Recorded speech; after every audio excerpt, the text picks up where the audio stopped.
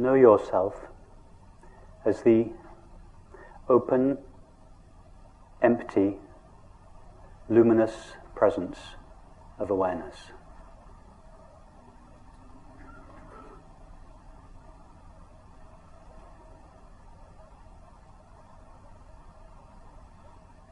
Open, because you say yes unconditionally and indiscriminately to all appearances of the mind, body, and world. Like empty space, you have no mechanism inherent within you that can resist any appearance. We don't have to make this the case, it is already the case.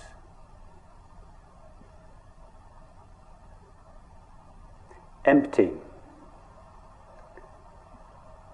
because although you, I, this aware presence is aware of thoughts, sensations, and perceptions, it is not made out of a thought, a sensation, or a perception. It is made out of pure knowing or awareness.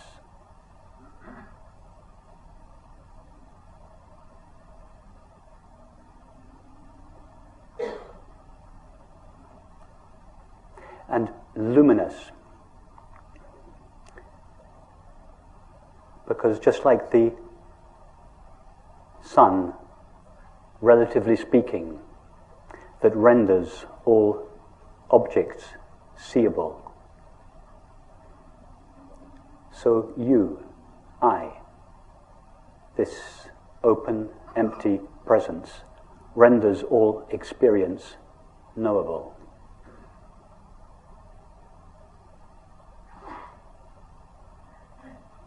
In fact,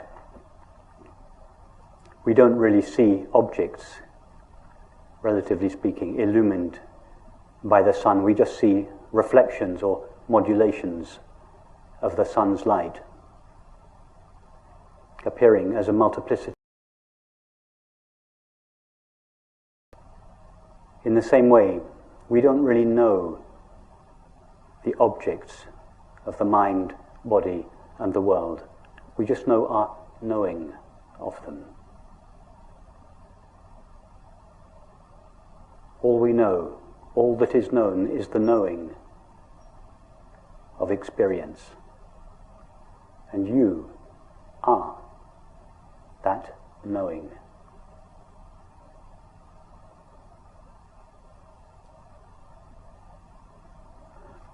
All that is ever known is a modulation of our own knowing presence, modulating itself in the form of thinking, sensing, and perceiving, and seeming to become a mind, a body, and a world. But we never actually know a mind, a body, and a world as they are normally conceived. We just know our knowing of them. And this knowing, the substance of our experience, the only substance of our experience, is ourself. In other words, we know ourself alone. Awareness knows nothing other than itself. Be knowingly this open, luminous presence of awareness. We don't need to do anything special to make this happen. Above all, we don't have to manipulate the mind in any way whatsoever to be this presence of awareness.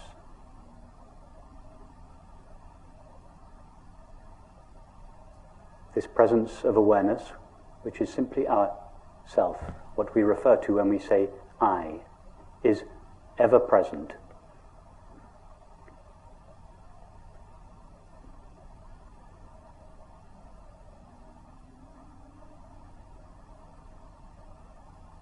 Just check this in your own experience. Nothing that I am saying this evening, there is nothing that cannot be checked in your own direct experience right now. I bring no special knowledge to this meeting. I don't have a store of knowledge which I am disseminating. I'm just, within the limits of language, trying to describe the current experience. Ask yourself, do I know anything other than now?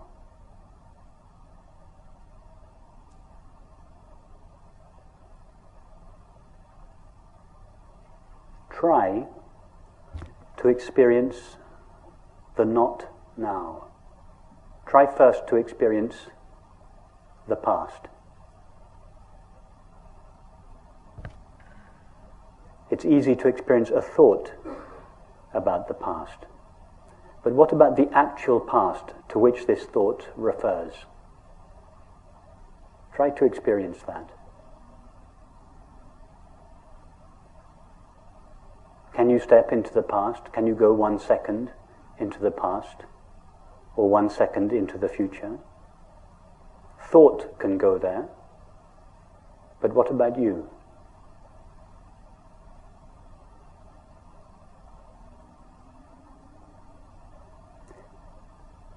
Really try to go there to make sure that this is not just an interesting philosophical conversation, but that it is actually your experience.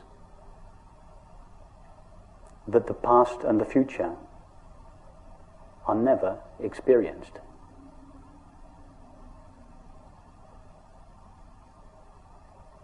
And if the past and the future are never actually experienced, they are only thought about. And that thought about the past, if this past and future are never experienced, what does that say about time?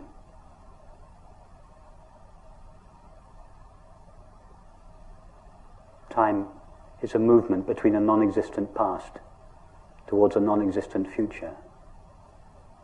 It's a theory, a necessary and valid theory, but a theory that doesn't refer to the reality of our experience. Nobody has ever or could ever experience time. When I say nobody, I mean yourself, awareness, the only one that knows or is aware.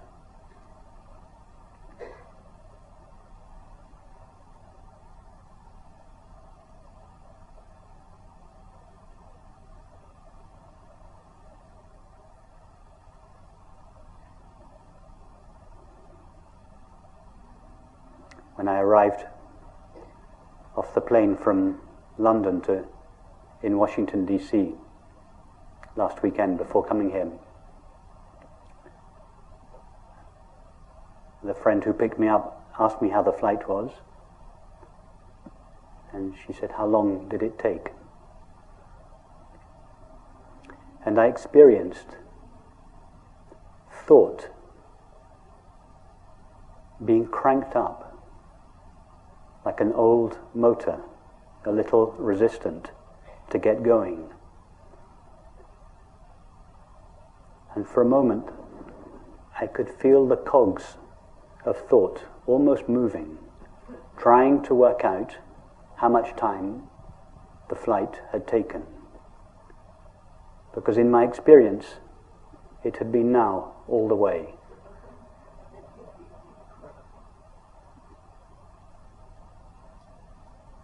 I had never left London. London had left me. I had never got onto an aeroplane, a flow of sensations and perceptions that thought abstracts and calls a body in an aeroplane, flowed through me. And I never arrived in Washington, D.C. Washington, D.C. arrived in me, or at least the cluster of perceptions that thought calls Washington, D.C. arrived in me. In the same way, nobody ever walked into this room and nobody is sitting on a chair and nobody is listening to a talk? A colourful flow of sensations and perceptions appears in awareness. But awareness never goes anywhere or does anything. It is always here and now, not here a place and now a time. Here, this dimensionless, now this timeless presence of our own being. That is our experience, whether we recognize it or not.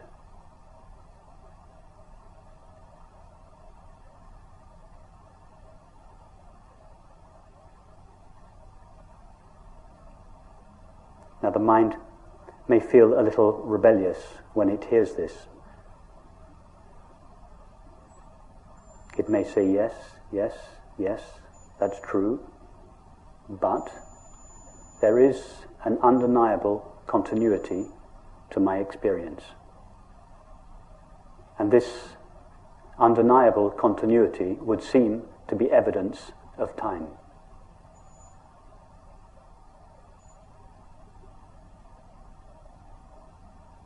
Where does this felt sense of continuity come from?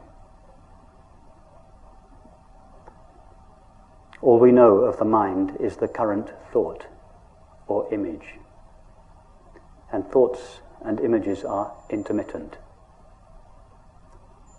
The body is known through sensation, and all sensations are intermittent. All we know of the world is perception, that is, sights, sounds, tastes, textures, and smells. In fact, nobody has ever experienced a world as such, a world as it is normally conceived to be. We just know the current perception, and all perception is intermittent. So if the so-called mind, body, and world are intermittent, from where does this felt sense of continuity come from? It comes from the only thing, if we can call it a thing, that is truly continuous, or in fact not continuous, but ever present now in our experience, and that is our own being, the presence of awareness. The presence of awareness is the only thing that is known to be ever present. Now the mind knows nothing of awareness because the mind only knows apparent objects. So when the mind looks at experience to find what it is that accounts for continuity, it cannot see awareness. And so it manufactures a substance called time to account for the continuity of experience. In other words, continuity in time is what eternity looks like when viewed through the narrow slit of the mind.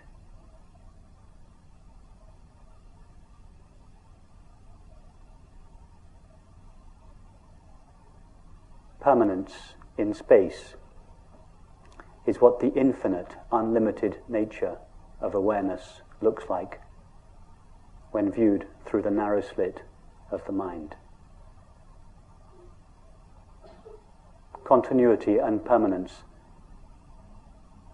are pale reflections at the level of the mind of the true, eternal and infinite nature of awareness, that is, of our self.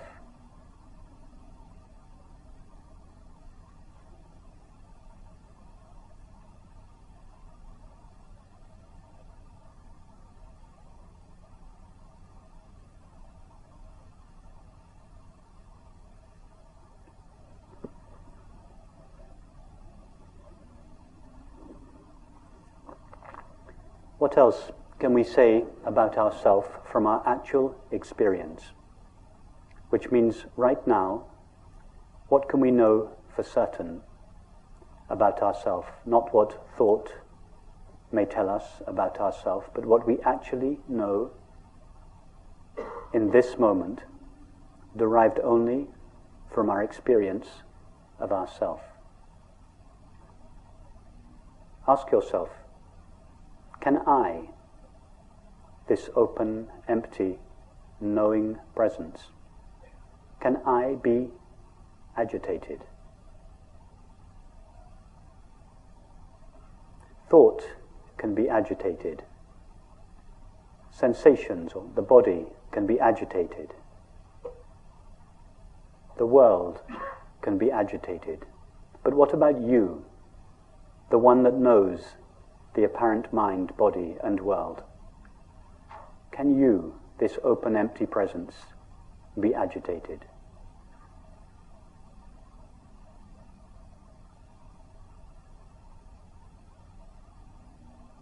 See, in your experience right now, that you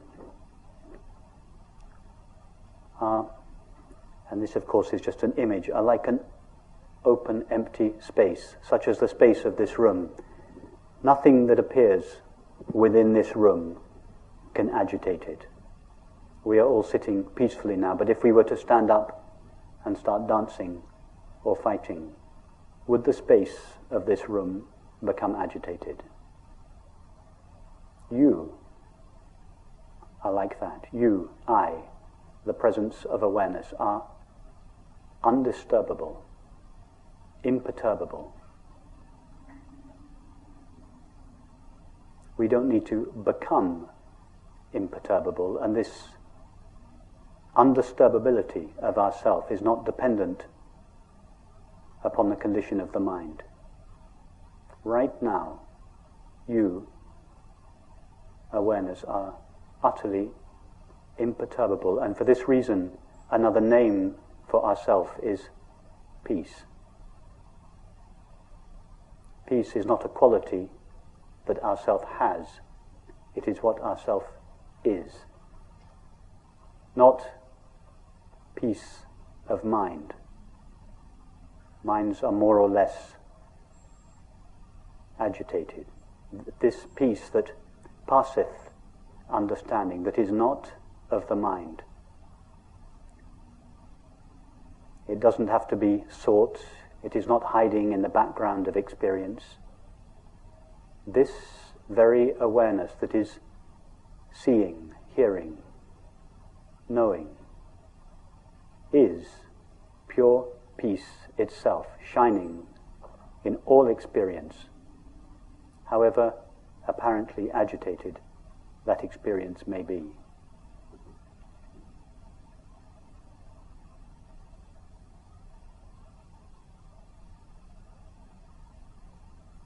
Ask yourself, can I, this presence of awareness, ever lack something? Thoughts can say that something is missing. Feelings can say that something is missing. But what about you?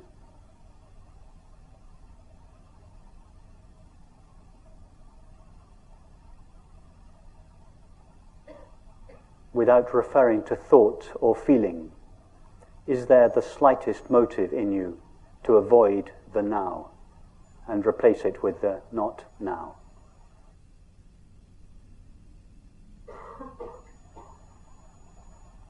See that in yourself, this presence of awareness, there is not the slightest impulse or possibility to avoid the now.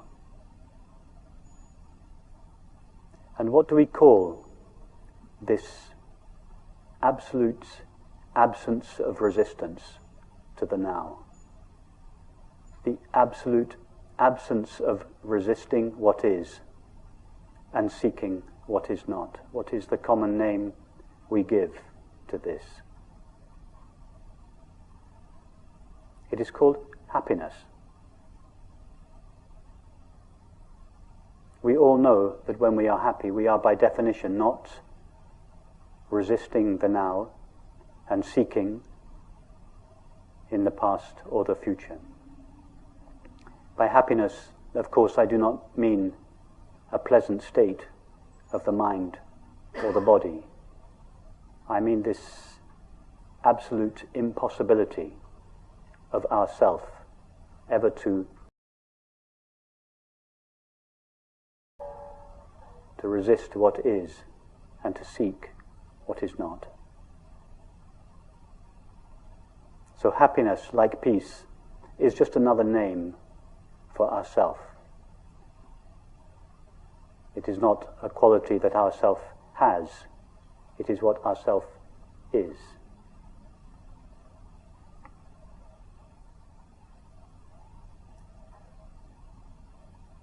What else can we say for certain based on this current experience about ourselves?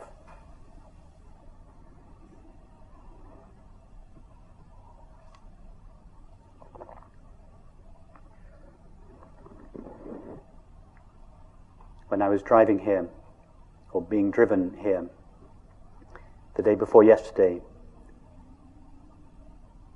from the airport in San Francisco, I was looking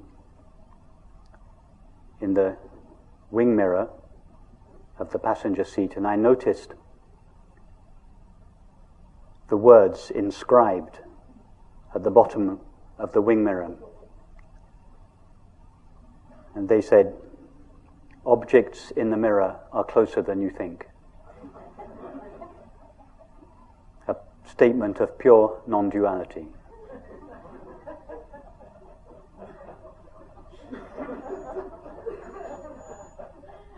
Objects that appear in the mirror of consciousness are closer than we think. How close to a mirror are the objects that appear in it?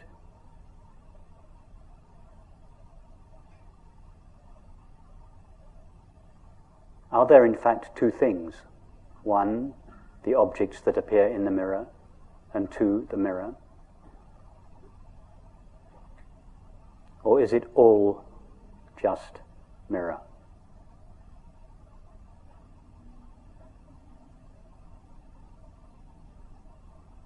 All we know of the apparent mind is the experience of thinking. And thinking is just a modulation of yourself, a modulation of knowing or awareness. All we know of the apparent body is the experience of sensing. And sensing is a modulation of yourself, awareness. All we know of the apparent world is the experience of seeing, hearing, touching, tasting, and smelling. These are all modulations of knowing, modulations of ourself. In other words, we never truly know a mind or a body or a world. These labels are just abstractions that thought superimposes on the intimacy of our experience. From the point of view of experience, which is the only real point of view, experience is much closer, much more intimate, so close as to not admit the possibility of two things, and two, the object that I know. Even that is an abstraction. It may be a useful stepping stone, a halfway understanding to conceive of thoughts, sensations, and perceptions arising in awareness. But nothing arises in awareness. The only substance of all experience, the only substance of thinking, sensing, and perceiving is already awareness.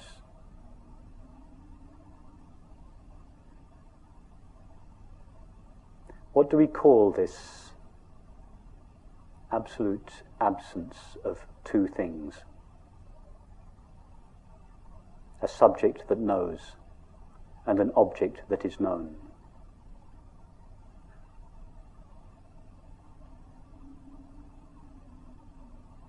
Take now the experience of hearing. Go to the sound of the air conditioning. Forget about the labels sound and air conditioning. Our only knowledge of the apparent air conditioning is the experience of hearing. How close does hearing take place to you? 5 meters away? 10 meters away? Refer only to your experience, not to what thought tells you about sound. Where is hearing? Is it close? Intimate? And in the experience of hearing, can you find two parts? One part that hears, and another part that is heard? Or is it just one seamless, intimate substance called myself?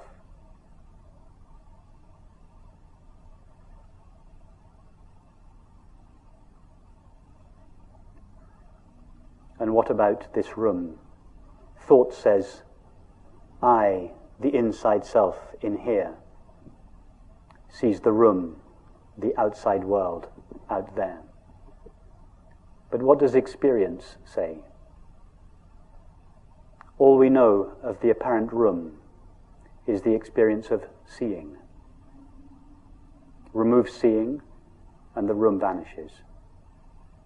In other words, we don't know a room. We just know the experience of seeing. Does seeing take place 5, 10, 15 meters away from yourself? Or is seeing utterly intimate? Art that is seen?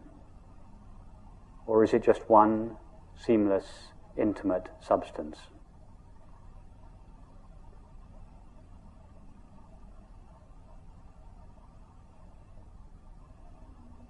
And what is the name, the common name we give to the absolute intimacy of all experience?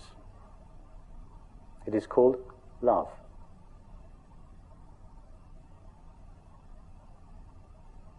Love is the most familiar experience that we all know, the collapse or dissolution of the sense of a self in here and an object, other, or world out there. The collapse of this sense of separateness, distance, otherness, not me-ness, is what we call love.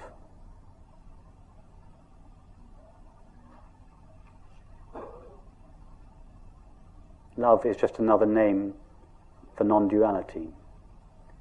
If we call it non-duality, there's just a few thousand of us in the world that are interested in it.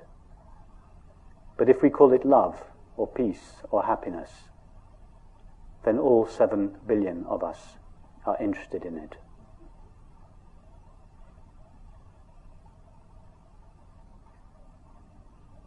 So why is it, if love, peace, happiness are the natural experience, the substance out of which all experience is made, how is it that it seems not to be experienced?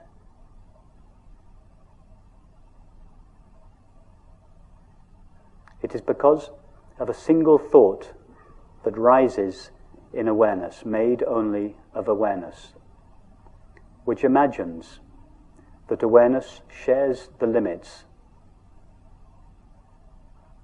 of the thoughts, feelings, and sensations that appear within it. It is like imagining that a mirror shares the limits of the objects that appear in it. With that thought alone, the ever-present, unlimited awareness, which is what we are, seems to acquire or take on the apparent limits of the body and the mind. Just as the screen seems to take on the limits of an image when a film begins. As a result of this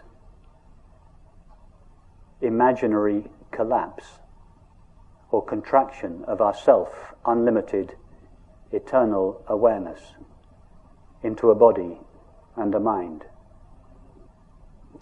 these qualities of love, peace, and happiness are seemingly veiled. And it is for this reason that the self, the separate self that thought imagines us to be, is always, by definition, on a search in the imaginary outside world for the apparently lost love, peace, and happiness.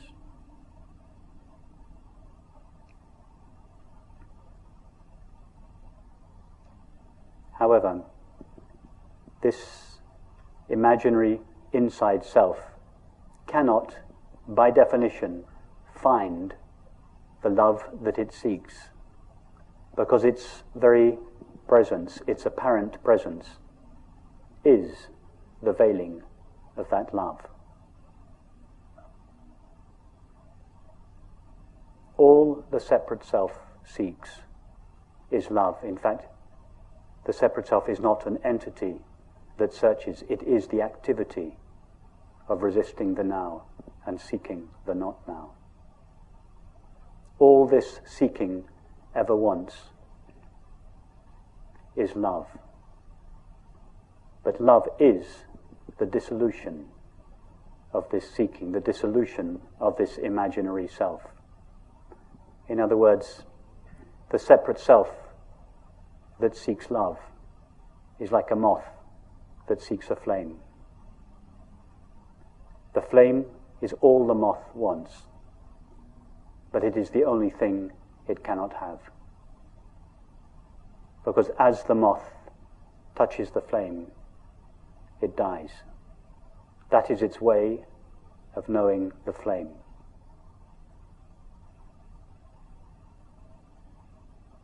It becomes the flame as it touches it.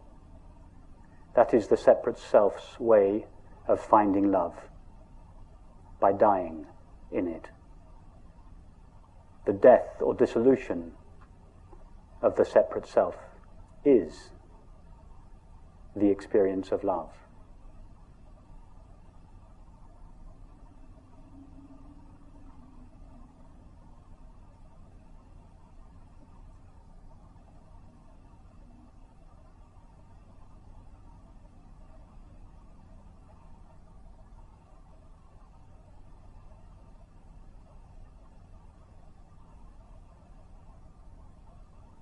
So simply be knowingly this open, empty, luminous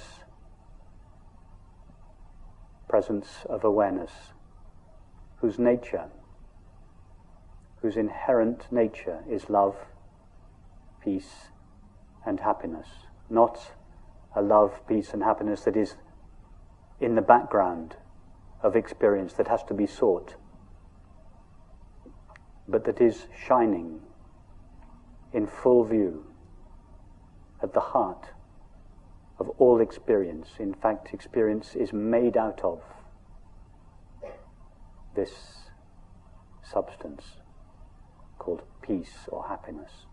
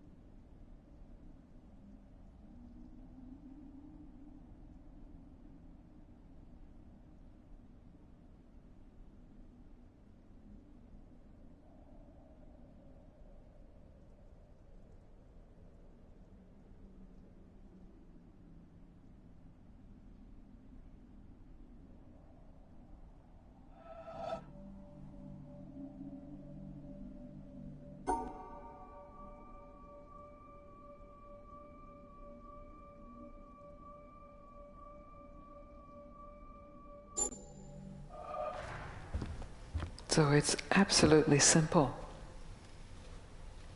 what I have to say to you.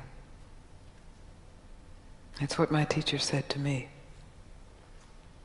And I'm still deeply discovering the reverberation of that. And it's simply stop looking for what you want. Not cynically stop looking for what you want. Because there's a way of stopping looking for what you want in resignation and cynicism and closing down. But innocently, openly, stop looking for what you want in this moment. Not tomorrow when you have it. But in this moment, to take one moment, whatever it is, than what you could ever want. Because more than what can be wanted is already who you are. It's too simple to be grasped, but absolutely, completely realizable. If, and it is a huge if, of course, you are willing to give up your hope that what you want will be found in the next thought, or the next activity, or the next day, or the next man, or the next woman, or the next teaching, or the next experience. So that's huge. That's the challenge. And I've blessedly traveled to Australia to challenge you in that direction, that directionless direction.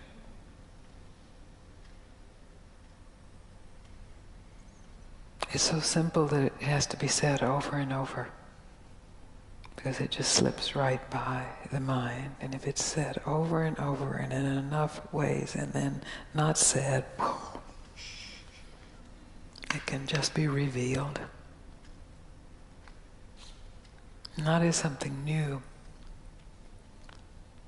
but as something absolutely fresh. Not new, but fresh.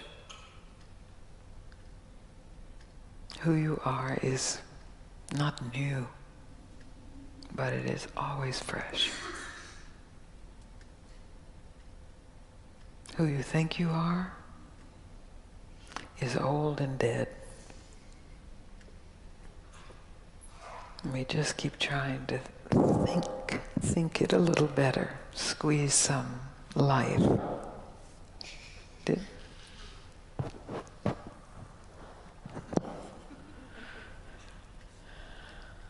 Is that clear?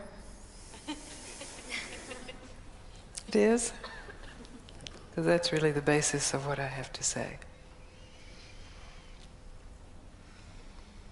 It's not a teaching. It's not a belief system. It's not a way to live your life. It's not a should stop. It's not an if you stop, you will be rich and famous and universally loved and never have a sad moment. None of that, I promise. But if you're willing to investigate for yourself without believing it or learning it or hoping to get something from it, just a pure investigation out of the natural curiosity of the human mind, just to investigate for yourself what is here when I stop trying to get anything, and how much of that is here. And where does that begin? And where does that end? And then the question, am I willing to trust that? And then the challenges get very big. But we'll get to that later.